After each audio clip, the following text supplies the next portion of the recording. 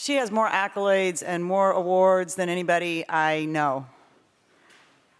Besides, as most of us know, she's the owner of Travelhost magazine, celebrating their 37th year. That's impressive. 37 years of just kicking butt. She is also the #1 Travelhost magazine in the country.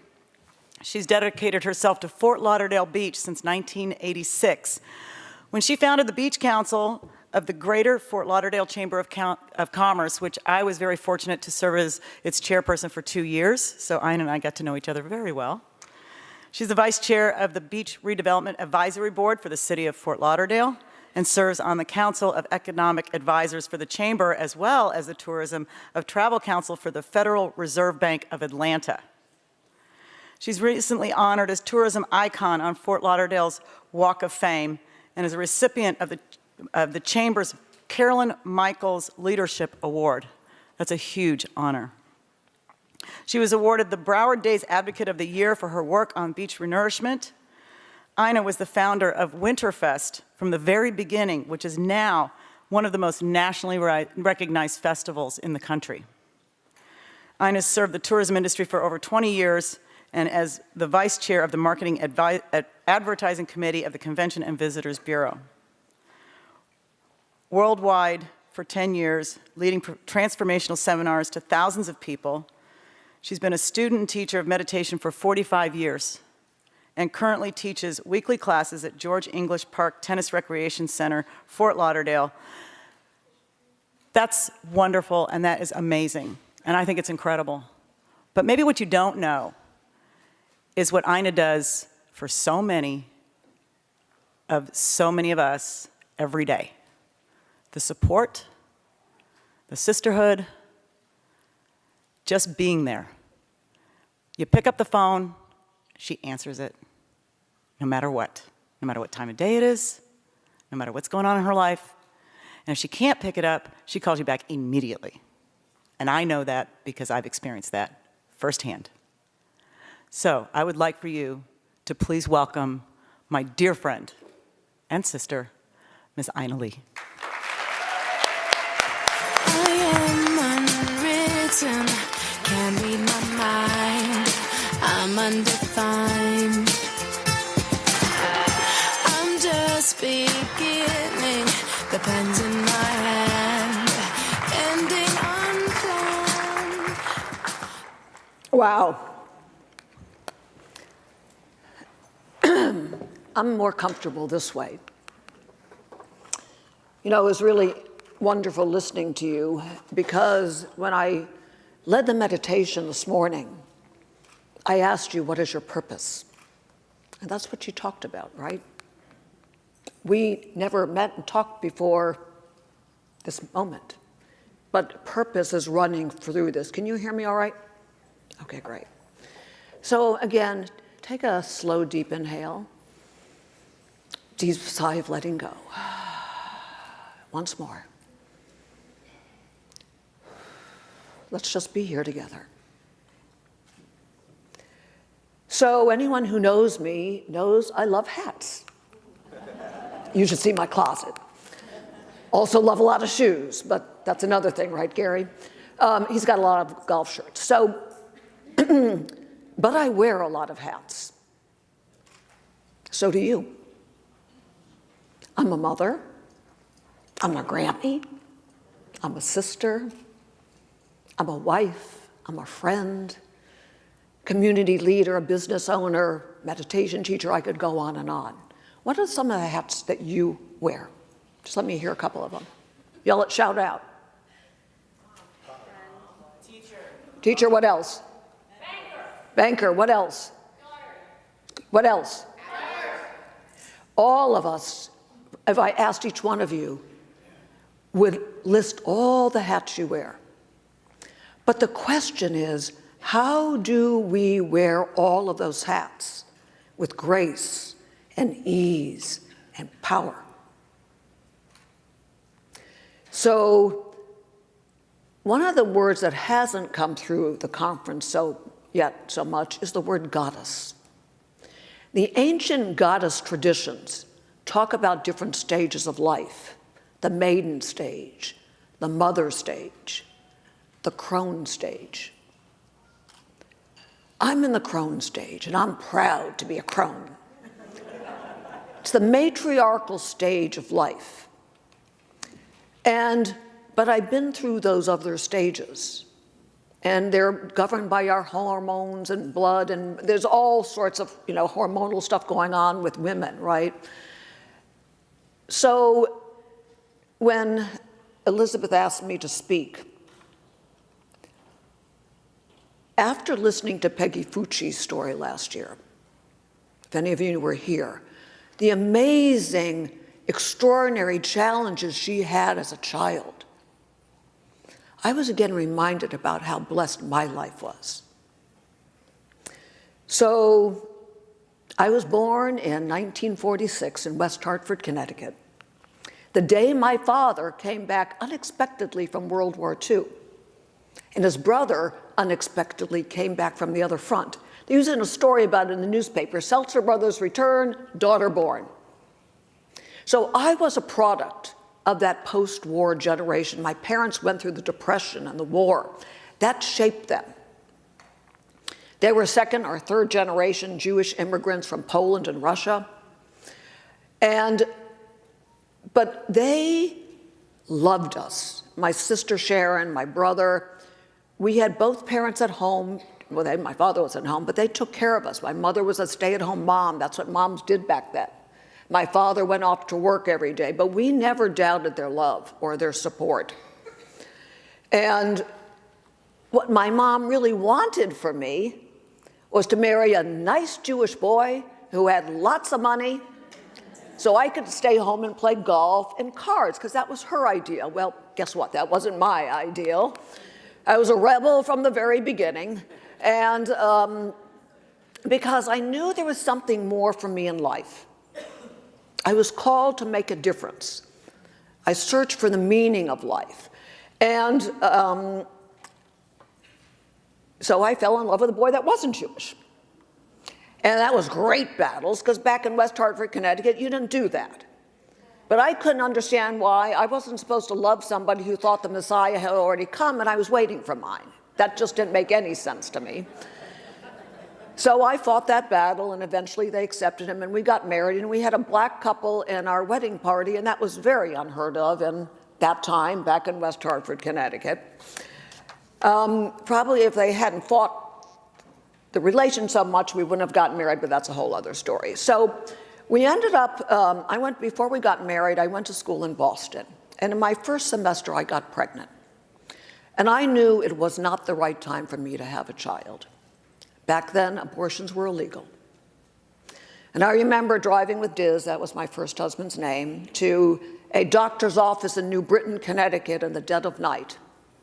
And I had an abortion without any anesthesia. And to this day, I fight for a woman's right to choose.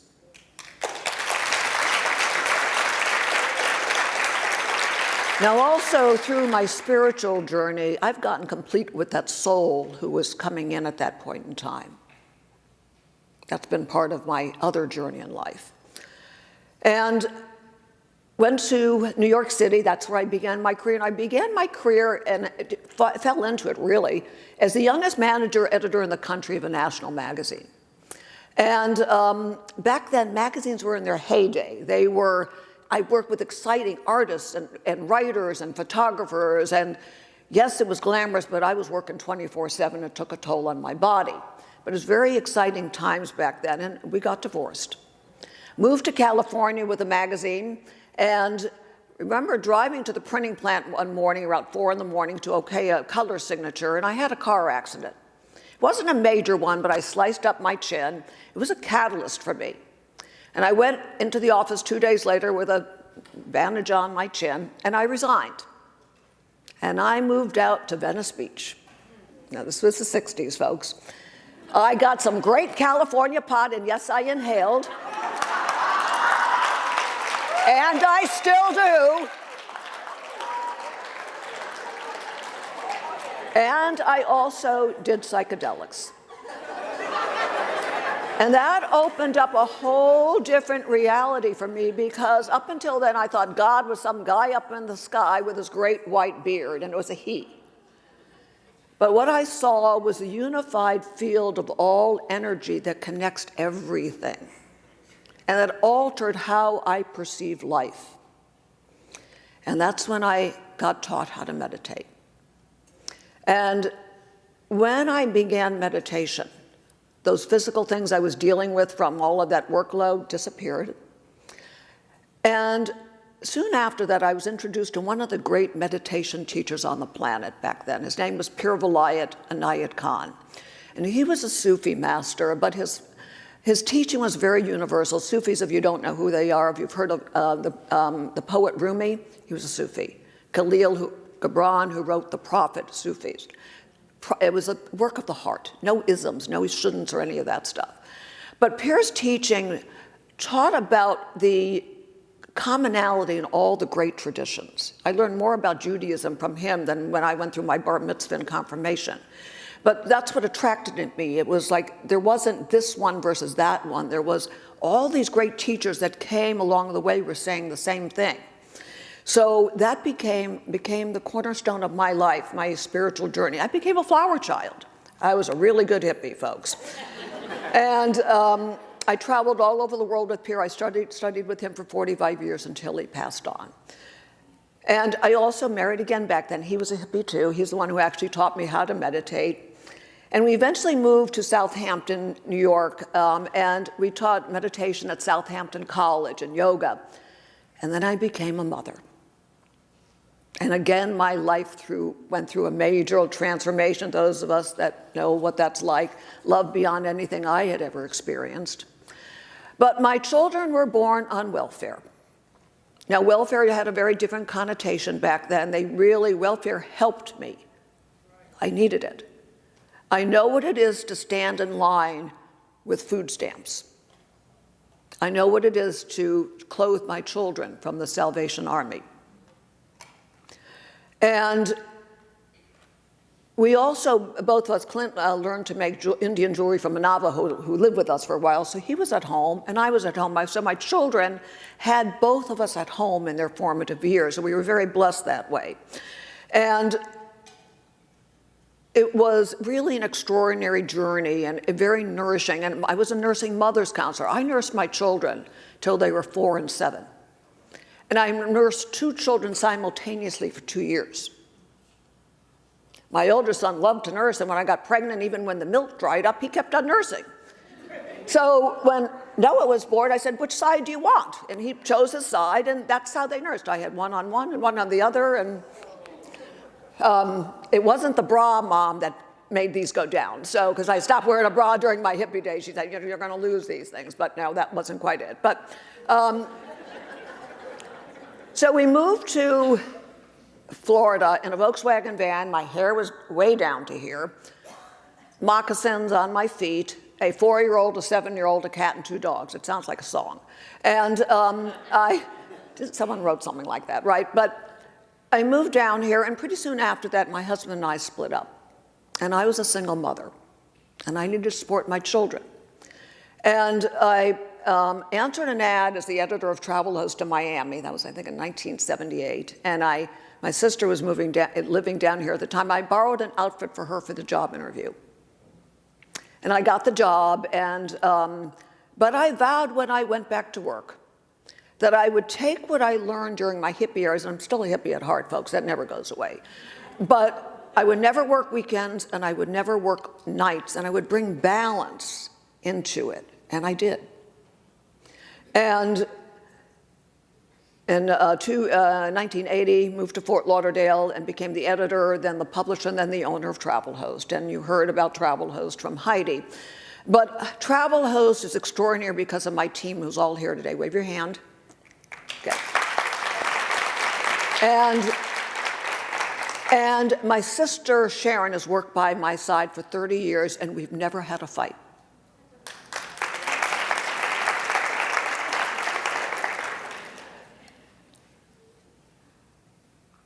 It was also obviously what Obviously, my passion in life is tourism with a lot that I do in the community. But another major impact in my life back in the 80s is I did a program called the Landmark Forum. Anyone of you heard about the forum? Okay, yeah. Yeah. And the forum, for those of you that don't know, is a 3-day transformational program offered all over the world. Over 2 million people have done it. And what it looks at is what is the design of human being. You know, for those of you that are computer experts, you know how a computer is designed. It gives you power over the computer. But what is the design of human being? I was singing too much, I Can't Survive, and where We Are Family last night, right? You should see me dancing, Mommy. But it looks at the design, because a lot of what you've heard over the last few days, like that disempowering voice, those commonalities, I don't care if you're a billionaire in Japan or you're sitting in this room, there's a design to human being that's the same. And what the program does, it has you look at life in a way where your past, that really has been in your future, creating your future. Puts it back in the past where it belongs, and there's wide open space of possibility to design the rest of your life from. And it was in the forum that I took on creating Winterfest as a national festival. And I also took on the redevelopment of Fort Lauderdale Beach. And I had no credentials to do that, but I had a vision.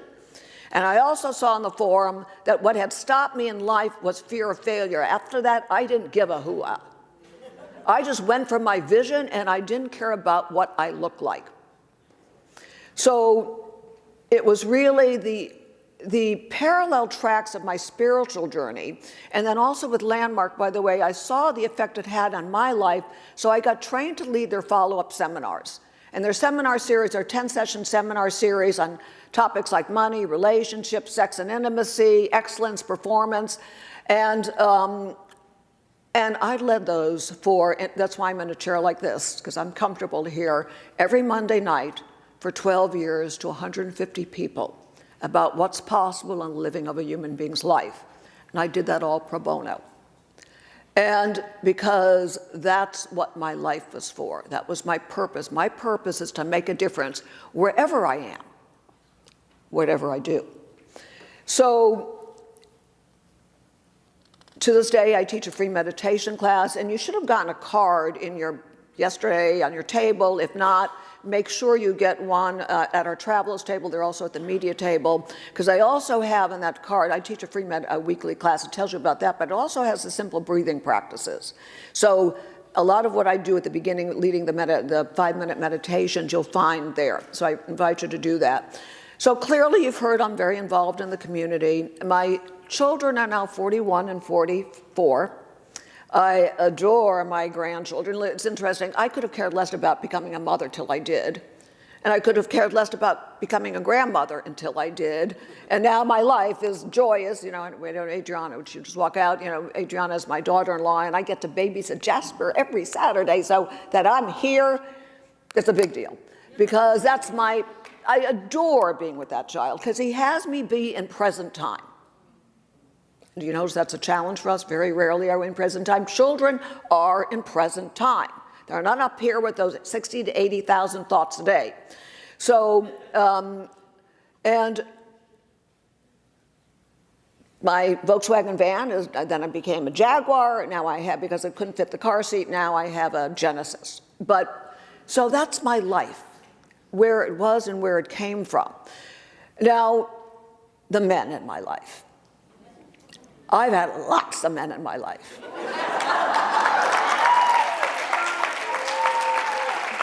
As opposed to my sister, who yesterday celebrated her 49th anniversary, who's about to do 50. All of them together don't equal that.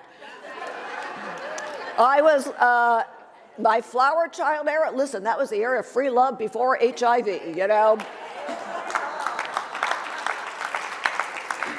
But I've also had several long-term relationships. And what I've noticed about those relationships or marriages, each one of those men enriched my life.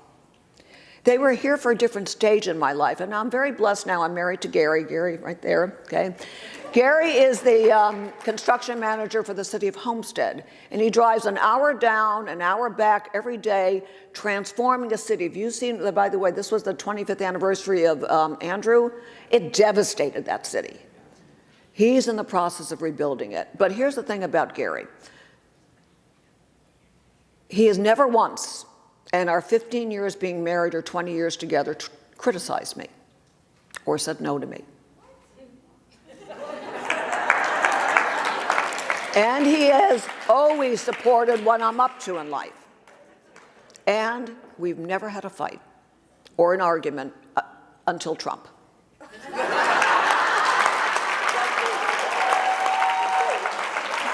So we have a rule, don't talk about politics, which sometimes I don't break because it's a real problem for me right now, okay? It's not just, hey, we cancel each other's votes. It's like, I don't want to go down that too. All right, so I wear many hats, so do you, major accountabilities, but I truly have a life that I love.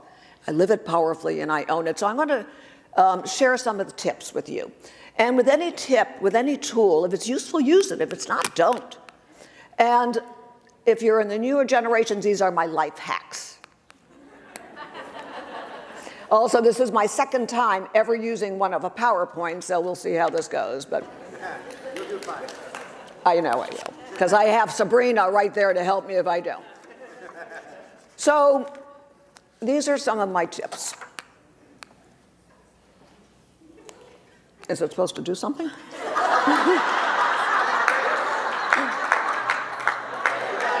Okay. Okay. So, integrity. This is the foundation for all of it, folks.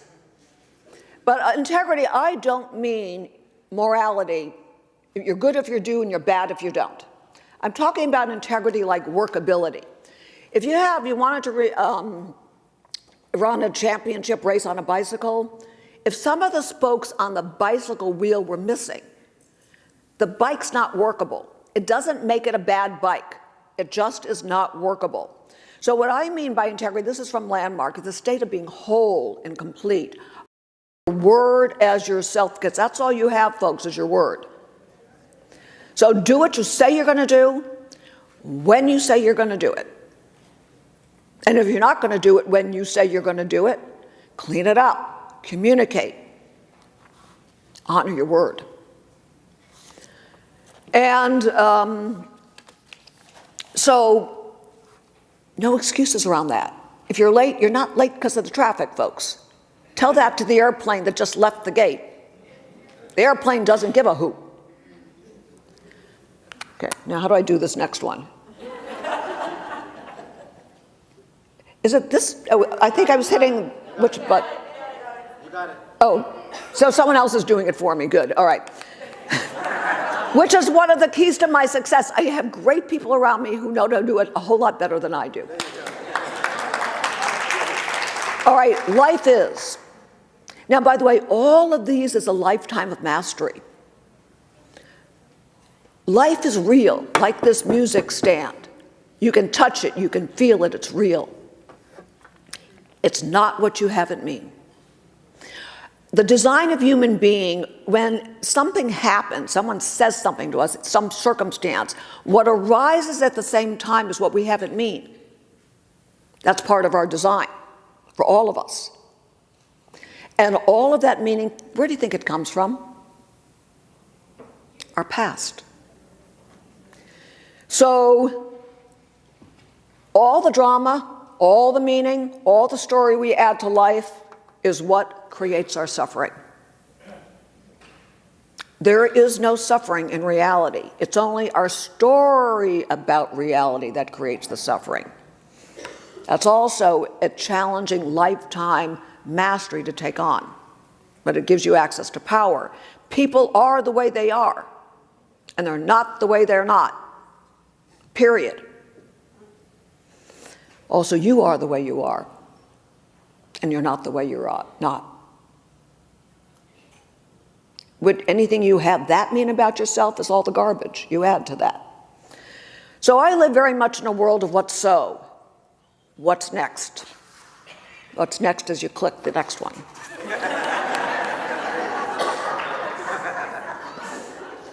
Stop shooting yourself in others. This is a great quote. Life, in fact, should be the way I consider, think, expect, want it to be, not, in fact, the way it occurs. And whatever it occurs in a way different from the way I think it should or expect it should or want it to be, life is wrong, and I'm right, and I'm personally offended. Does that ring true for anybody here? So really, that really is a very powerful lesson, because we should everything.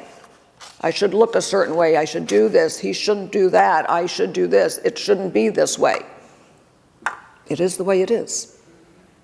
Next, please. Again, I know many people in this room have very challenging circumstances like right now. We all do. And if you don't now, you will. But you are not your circumstances. You have circumstances. And here what I promise you about your circumstances, they're going to change. Life is always changing. Have you noticed that? The question is, who are you going to be in the face of those circumstances? So you can't do anything about them. The ongoing question, who are you going to be in the face of those circumstances? Next. Performance. Now, performance, whether you want results with your body, your family, your children, your work, whatever you're up to in life.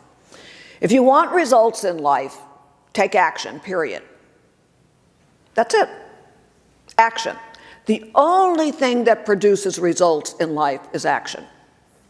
Now, what also works is to create an intention. Now, if my intention, if I were an archer, was be to hit that bullseye, that's what I'm focused on. That's what is giving me my actions, is I'm hitting that bullseye, right? Also, it works to put it in existence. Write it down, create a picture of it. Make a promise to a coach. Surround yourself with coaches. Make a promise to that coach. Now, by the way, if you're keeping all your promises in life, you're not playing big enough. But when you don't fulfill a promise, you clean it up, because that's your word in the matter. Action, action, action, no excuse. My staff knows this. Take action, right? Next, please. Oh, I love these people back there. They're doing it. Own it. You know, this is Dr. King's name of this conference. You've heard it as a thread throughout. So here's what I say about owning it. Again, this is something for you to consider and try on. It's not the truth, but it's an empowering place to stand. You and I are at the source of all of it, not like the truth. So the more we think it's out there, that person, my mother, my past, my circumstances, my whatever, Trump, the economy, you've got no power with that. When you can be at the source of all of that, that is powerful. So, again, choosing life the way it is the way it is, folks. Now, it doesn't mean that you don't go for more, but you first have to start choosing what is. People are the way they are again. They're not the way they're not. That's your access to power. Stop blaming and complaining. Any of us, besides myself, blame and complain around here, right? My teacher, Pierre Valite, used to say, very much we get caught up in our storms and our teacups. And Deepak Chopra said, don't get upset about something that's not going to change your life a year from now. It's not worth the energy, folks. Next. Balance. You breathe in, you breathe out. You breathe in, you breathe out. That's balance. Nature is in balance. Even with storms, nature will return herself to balance. So this is an ongoing quest for us. All those different hats, the areas of our life, are they in balance? Now, oftentimes in our mothering stage, listen, I had a family bed. My kids kept me up most of the night nursing. Other areas weren't in balance at that point in time, but things change. But it's always looking for what is that balance, that yin, that yang. The great teachers have talked about this, right? The masculine and feminine energies, are they in balance? I think often with women now, we're getting very pulled to the masculine. We need to, the goddess. This is a goddess necklace, folks, you know? So whatever that is for you that brings you balance, which brings me to my next slide. Meditation, you've heard my journey. People come and say, I don't know how to meditate. I have too many thoughts a day. Well, you have 60 to 80,000 thoughts a day. And pretty much those thoughts are the same ones you had yesterday. And pretty much most of those thoughts aren't too empowering, right? But when you meditate regularly, it creates a space between the thoughts. You're never going to stop thinking until you die, and I'm not even sure what happens after that. But if you're alive, you're thinking. It's part of the nature of the mind, the design. And by the way, when I get to the other side, I'm going to have a conversation with her. How come you designed it that way, right? But we got the design. So even if it's for a few minutes every day, whether it's prayer for you, do something that uplifts your soul. And, for me, it's beauty. My life, my office, we call it Haven. It's painted over the door. Orchids and beauty and plants around me. My home is filled with beautiful objects. Music. Spending time in nature. We're so fortunate. We live by the ocean, right? But nature will always return us. And I also set reminders throughout the day. There's a wonderful app called Lotus Bud, L-O-T-U-S Bud, you'll see it at the end. It gives me a random ding. I may be in a board meeting, but the ding goes off. It reminds me to get present again, focus on my breath or whatever my practice is. There's also a wonderful app you can get called Yoga Nidra. Yoga Nidra is not physical yoga, it's a yoga of sleep. And what it does, it takes you through your body very quickly. It has you be in present time and brings you into a very, very deep state of relaxation, equivalent to deep sleep. So I highly recommend that too. But do anything that honors and uplifts your soul. Next, please. Honor your body. Folks, this is the only one we've got in this lifetime. It's no one else's body, it's your body. So honor it. It's a gift that we've been given to have a body to experience life. You are what you eat. Sorry, I would rather have a hot fudge sundae with lots of whipped cream on top. And sometimes I do that. But for the most part, and I've had really good coaches around me. I'm 72 now, almost. And did I not say that part? I didn't do my best. But yeah, I'm 71. I'll be 72. And but I start my day with a glass of warm water and organic lemon juice. And my coach from Hippocrates now has really taught me the power of sprouts. They're living foods and greens and vegetables. And, we have a lot of great stuff because I surround my stuff with good stuff, right? And I'm a vegan. I've been a vegetarian since I've been 48 years. And I started as a vegetarian when I started meditating and became an ethical choice for me. But I honor whatever anyone else's choice are. There's no one else in my family that's like me. My grandmother was a kosher. My grandmother was a kosher butcher until the day my mother passed. She doesn't think I was eating enough protein, right? So it's, but whatever your choice is your choice. But if you are going to eat meat, make sure that it comes from a ethical source. You could do that, right? So, whatever you do for your body, cardio, I've been weight training for many, many, many years. Yoga or Pilates, it opens up your body. If you do any kind of exercise, it tightens you. Yoga opens you up. It also connects you to breathing. Pamper yourself. Women, a lot of us are caretakers. A lot of the men here are caretakers too. Need to take care of you. I got no problem pampering myself. I have a massage almost every week. I've worked it out to do that. I have facials, get my nails done, whatever pampers me. At the end of the day, as long as I get home at a reasonable hour, I have a warm bath with Epsom salts and lavender, and that's when I do my gratitude practice. Lie in the bathtub, going over my day. What am I grateful for? What am I grateful for? Sleep. Elizabeth, if you felt I was judging you yesterday, I apologize. But, when she said she got an hour's sleep, because one of the things, after I read Arianna Huffington's book, Thrive, women deprive themselves of sleep. Now, sometimes, listen, I know what it's like to have nursing. Listen, I know what it's like to have young children. When I was having young children, I would lock myself in a closet to meditate. I don't have to do that now, right? I came out of the closet. But, one of the things I've been working on, because I wake up a lot, is I get the blue lights out of my bedroom. I never watch TV, but I keep the iPhone and the phone and the app and my iPad out of the bedroom. That at least helps me do that, right? And then when I wake up in the middle of the night, I do a yoga nidra tape. And I don't worry about what kind of sleep I'm getting. Next one, please. Forward life. You're here for a reason. You're here for a purpose, whether or not you know what that is. That's why when you're quiet in meditation, you can ask yourself, What is your purpose? What is your purpose? Now, that will change over time. Now, I'm clear my purpose is to make a difference wherever I am, whatever I'm doing. That forwards life for me. Don't gossip. Gossip kills off the aliveness of other human beings. At Travelhost, we have a rule: no gossip. And we pretty much honor that. David G. talks about, what is your ripple? What is the ripple? What are you leaving behind? Now, all of this, by the way, is a lifetime of mastery. Giving and receiving, the balance of all of that.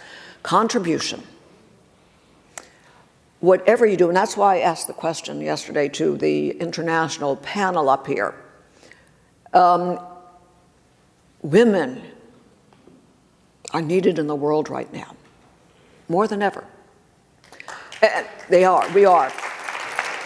So whether it's small or big or any, there's no small making a difference, folks. Taking care of your Jasper, looking at Adriana there, making someone's hair look beautiful, having my makeup done. Margarita, where are you? She had my makeup done this morning. That's contribution. All the way up to whatever that is, do something that contributes to others. And one person can change the world.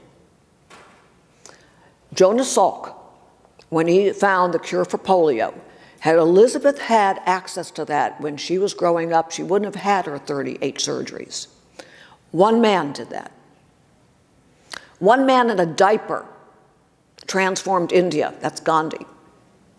One man, Martin Luther King. One man. Now, they had a lot of other people working with them, but one person standing for vision, Mother Teresa, one human being. They weren't born that way, but they fulfilled what they were here to do. So that's your task, because now we are needed. The goddess is needed on this planet right now. And working together, the women in this room can alter the planet, really. So every year at the end of the year, next slide, please. I work with my coach every year, and this is a template for you, and steal what you want.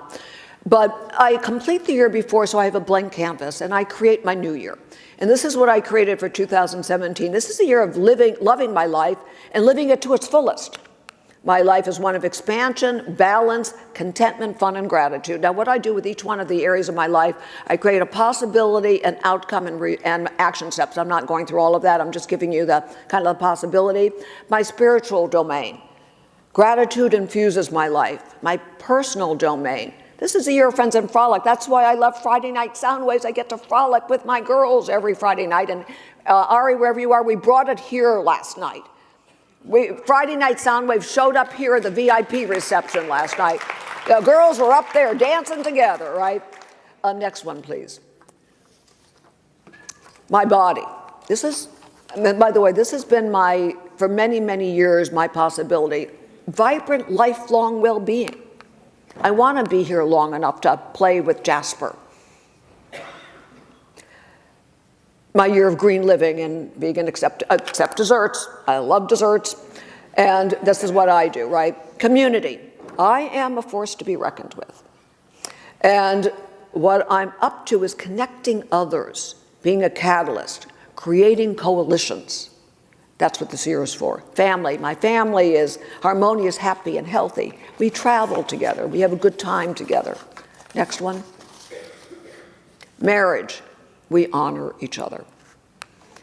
Travelhost. Travelhost turned 50 this year nationally, but we say 50 is the new 30. Sabrina and Galia, stand up for a sec. Show them your T-shirts. Yeah. Because my social media team beats anyone else in this community. If you've watched what they've been doing with this, with suit stilettos and lipstick, it's been off the charts amazing. Really, thank you. Money. Look at what I did in my money seminar. I'd have a $100 bill up here and rip it to shreds.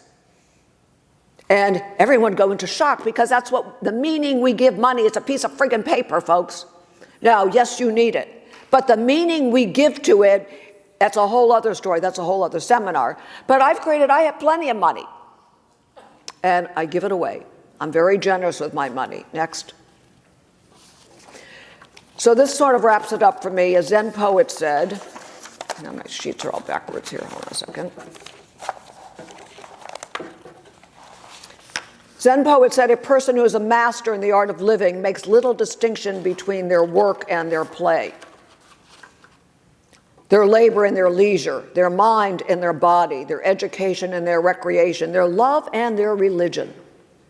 They hardly know which is which and simply pursue their vision of excellence and grace, whatever they do, leaving others to decide whether they're working or playing. To them, they're always doing both. So here I am, about to be 72, and proud of it. I've loved and I've hated. I've hurt others, and I've been hurt. I've done things I'm proud of, and I've done lots of things I'm not proud of. I've had lots of money, and I've had little money. I've traveled the world. I've meditated in caves and on top of mountaintops. I peed in India on the side of a bus. I've been there 4 times. But I've also been pampered in 5-star hotels.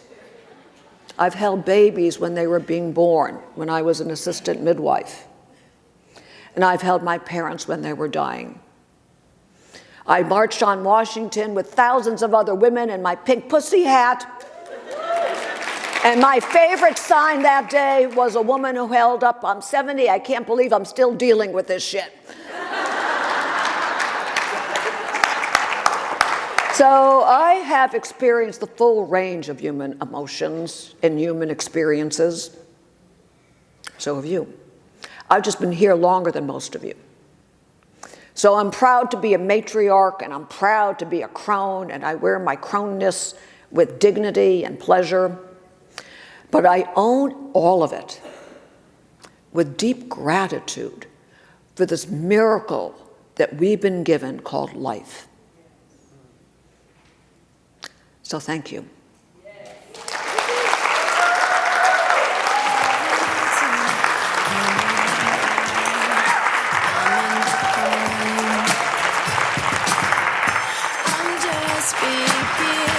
Aina Lee. A round of applause for Aina Lee, my mentor, my friend, and just an amazing woman. Before you get off the stage, this doesn't look so pretty, so we're gonna take this off. All right, hold on. Can somebody take this, please? I just want to just take a moment because I have to just say this in public. Aina, you are everything that every woman should want to be and inspire to be. I know for myself, I want to be just like you when I grow up. I just want to share something because, you know, I shared yesterday about our journey with John and myself, and everybody's just been so supportive of everything. But this woman has been in the hotel room when we were staying at the B. Thank you, B. You guys were my family, our family for 6 months. She was there giving us the courage to continue, giving us the words to use. When I had no idea where to go, it was her words that kept me going. And every time I called her to break down, when she talks about really being in the present, she really pulled me to the present and not had my head going all over the place trying to figure out what the future was. She used those words, what is so and what is next, and that I will carry to my dying day. I just want to thank you publicly for your support. I met you when we started in 2012, along with Ramola Madwani, who was out there. Please give a round of applause to Ramola as well. another pillar of our community. Well, she's been my partner in the Fort Lauderdale Beach since the 80s. Completely. Yep. Both of them have been with us from day one. Remember, I said to you yesterday, for the folks that were here yesterday, that I knew one thing about women was that if I booked the Ritz-Carlton, you would be there. There was something more importantly that I knew. I knew that I needed to find the pillars of the community to be a voice for what we had to share. And that was Aina Lee and Ramola Madwani. And they did not know who we were. But the minute that I called both of them and shared what our vision was, they said yes. And they showed up. And they have continuously shown up since. Yes, please bring her up, because these are the women that you have to aspire to be. Thank you. You have to aspire to be them. And I have everyone stand up for these two women, please. Just.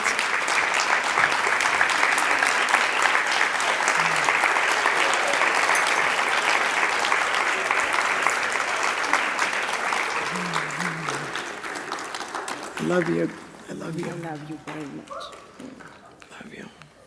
You know, we started off this journey not knowing where we would go because they didn't have any idea. Excuse me, it's all about looking good. I'm taking her Yeah, name. doesn't matter how you feel, it's how you look. By the way, I love Botox.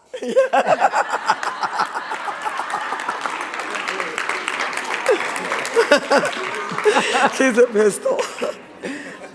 You have to put her arms down. Yeah, she told us that we need to put our arms down.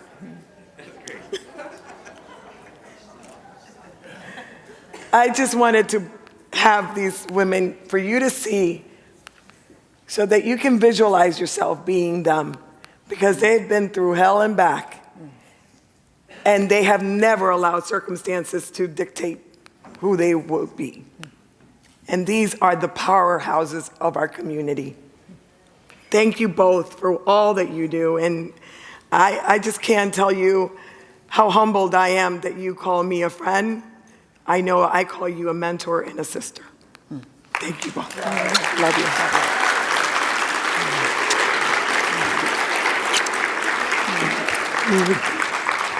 Thank you. I just had to do that. Oh, and by the way, both of them have been sponsors from the beginning of time. Travelhost we are in the magazine. Make sure you pick up the magazine at the partnership table. Just want to add a couple words. Come back here, Aina. Ramola wants to say something. And this is for you, Yeah. my dear friend. Can you all hear her? But she's not mic'd up. This was definitely impromptu. Yes, it's okay. Okay. Can you hear me? Okay. Good times, not good times, come and go. It's always the relationships that matter. And that's what inspires us, motivates us, gives us a strength. And there's no better role model, a person who's standing right in front of you, that shows you that under the circumstances that she's going through, she's standing tall, she's smiling, she's doing in spite of all the struggles and fights within her. So this is one big takeaway for all of us, because such is life. It's always ups and downs. And if we can put ourselves together, hold our friends' hands, and be there for them, we will always move forward. Thank you all. Thank you all for coming. And thank you for being a friend. And I love you, and I wish you all the best. Thank you. To you and John. Love you. Love you.